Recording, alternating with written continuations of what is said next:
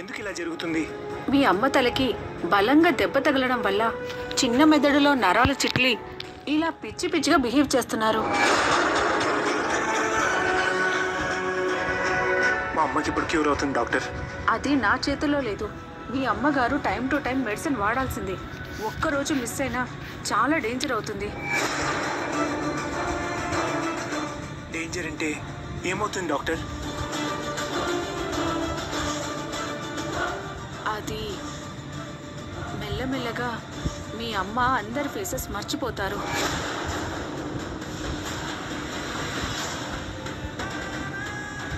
ఒకరిని చూసి ఇంకొకరు అనుకుంటారు. తన ఊహించుకుందే నిజమని అన్నట్టు మాట్లాడుతుంది. మీరు చెప్పిన దాన్ని బట్టి చూస్తుంటే ఆల్రెడీ ఆ సిమ్టమ్స్ స్టార్ట్ అయినట్టు అనిపిస్తుంది.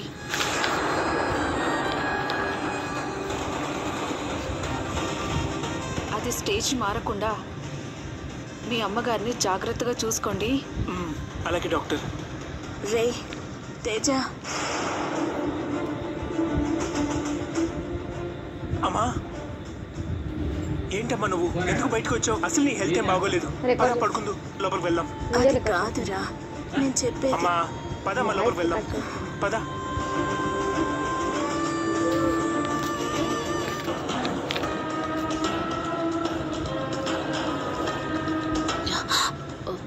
మీ మాటలు మా అత్తయ్య విందా? అంత క్లియర్గా వింది. నువ్వు చెప్పినట్టే చెప్పాను. Thanks doctor. గుడ్. ఇంకా నువ్వు వెళ్ళొచ్చా? Thank you.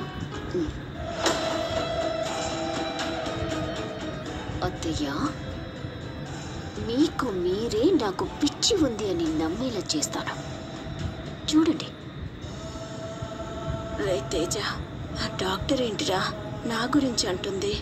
ఆ స్వాతి ఏమో నిజాన్ని అబద్ధమని చెప్పింది.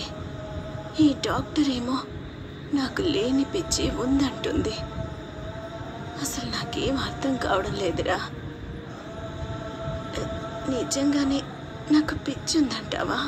చాచా నీకేం పిచ్చి లేదమ్మా, నువ్వు బాగానే ఉన్నావు. ముందు నువ్వు ఈ టాబ్లెట్ వేసుకో.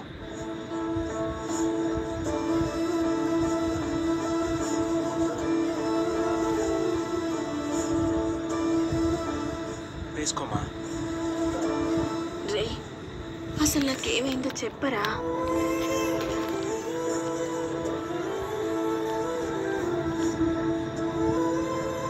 అంతా చెప్తానమ్మా. నీ తలకి తగిలిన దెబ్బ వల్ల, నీ బ్రెయిన్లో నరాలకి జరిగిన డ్యామేజ్ వల్ల నువ్వు మనుషుల్ని పోల్చుకోవడం మర్చిపోతున్నావట. ఎవరినైనా నువ్వు చెడ్డవాళ్ళనుకుంటే వాళ్ళ మీద నీ ఒపీనియన్ అలాగే ఉంటుందట. నువ్వు ఊహించుకునేది నిజం అనుకుని అలా మాట్లాడతావంటమ్మా. నిజమా? అవునమ్మా. నీ తలకు దెబ్బ తగిలి నువ్వు స్పృహలో లేనప్పుడు మేము నీకు చాలా స్కానింగ్ చేయించాం. ఆ రిపోర్ట్ చూసి డాక్టర్ గారు అలా చెప్తున్నారు. కొన్నాళ్ళు ఈ ట్యాబ్లెట్ నువ్వు మిస్ అవ్వకుండా వేసుకుంటే అంతా సెట్ అయిపోతుందని డాక్టర్ గారు చెప్పారు. నిజంగా నాకు నయం అవుతుందంటావారా? నేను నీ కొడుకునమ్మా, నా మాట కూడా నువ్వు నమ్మవా?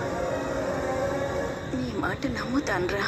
అయితే ఈ ట్యాబ్లెట్ వేసుకో, నువ్వు మునుపటి అమ్మలా ఉంటావు. సరే, ఆ వాటర్ ఇవ్వు.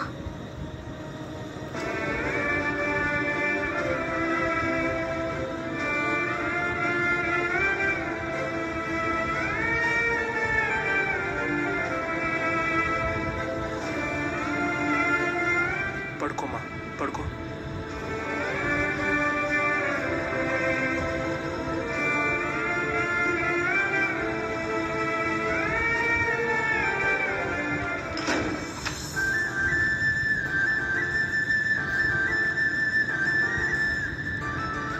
నా పిల్లల మీద ఒట్టేసి చెప్తున్నాను, రేపు సింధుని నాతో పాటు తీసుకెళ్తున్నాను. ఓకేనా?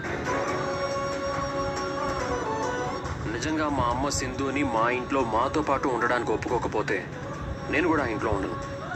నన్ను తీసుకెళ్ళడానికి యశ్ ఒప్పుకున్నా.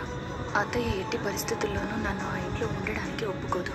ఇప్పుడు నేను వెళ్తే మళ్ళీ అక్కడ అత్తయ్యతో లేనిపోని గొడవలు అవుతాయి. ఇప్పుడు నేనేం చేయాలి? యష్ని, పిల్లల్ని, మావయ్యని వెళ్ళమని చెప్తే అదే కరెక్ట్. సింధు ఏంటి ఇలాగే కూర్చున్నాను? ఇవాళ మనం వెళ్తున్నాం రాత్రి చెప్పాను కదా, ఇంకా బట్టలు ఎందుకు సర్దుకోలేదు? త్వరగా సర్దే అమ్మా. నాన్నతో పాటు కలిసి వెళ్ళిపోదాం.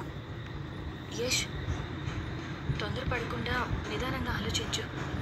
అసలే అత్తయ్య నా మీద కోపంగా ఉన్నారు. ఇప్పుడు నేను మీతో వస్తే అత్తయ్యని ఇంకా డిస్టర్బ్ చేసిందని అవుతాను. నా మాట విని నువ్వు మావయ్య పిల్లలు వెళ్ళండి. నేనేం ఫీల్ అవ్వను. నువ్వే కదా సింధు, నేను వస్తేనే నాతో పాటు పిల్లలు కూడా వస్తారన్నావు. మళ్ళీ ఇప్పుడు ఎందుకు ఇలా మాట్లాడుతున్నావు? నేను ఆ మాట అన్నాను యష్, కాదన్నా లేదు. కానీ నేను ఇప్పుడు మీతో పాటు రావడానికి పరిస్థితులు అనుకూలంగా లేవు యష్. ఈ టైంలో నేను రావడం కూడా కరెక్ట్ కాదనిపిస్తుంది. అందుకే చెప్తున్నాను. వాళ్ళ అమ్మని ఎలాగోలా ఒప్పిస్తానని చెప్పాడు కదా సింధు. నువ్వు ఇంకేం ఆలోచించకుండా బయలుదేరు. అది కాదు భాగ్యం, అక్కడ అత్తయ్య ఎలా ఉన్నారో మనకేమీ తెలియదు. యష్ చెప్తూనే ఉన్నాడు కదా అక్కడ వాళ్ళ అమ్మ పరిస్థితి ఏమీ బాగోలేదని. అది తెలిసి కూడా నేను అక్కడికి వెళ్ళి అత్తయ్యని ఇంకా ఇబ్బంది పెట్టమంటావా? అది నాకు ఇష్టం లేకనే వెళ్ళమంటున్నాను. ఒరే మనవడా, సింధు అక్కడ మీతో పాటు ఉండడానికి మీ అమ్మ ఒప్పుకోకపోతే నువ్వు ఇక్కడికి వచ్చేసి మాతో పాటు ఉండడం కన్ఫామే కదా? కన్ఫర్మ్ భాగ్యం. అయితే ఒక పచ్చి, ముందు నువ్వు సింధు వెళ్ళండి. మీ అమ్మ సింధుని ఇంట్లోకి రానిస్తే నాకు ఫోన్ చేయి. వెంటనే మీ నాన్న పిల్లల్ని తీసుకుని వచ్చేస్తాడు. లేదంటే నువ్వు సింధు తిరిగి వచ్చేయండి, సరేనా?